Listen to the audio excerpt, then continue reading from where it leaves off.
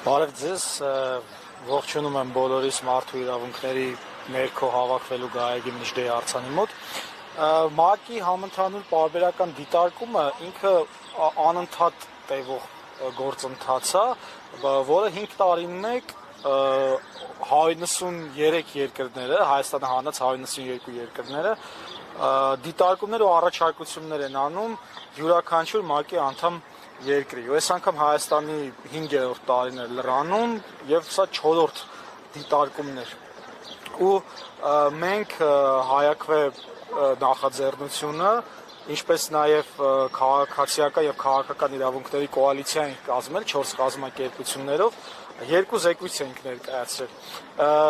Ինչի համար է այդ զեկույցը պետք, որովհետեւ ՄԱԿ-ում, երբ որ իրականացնում են այդ դիտարկումները, պետությունները հարցեր եւ առաջարկություններ են տալիս, նրանք անում են Հայաստանի պետության զեկույցի հիման վրա,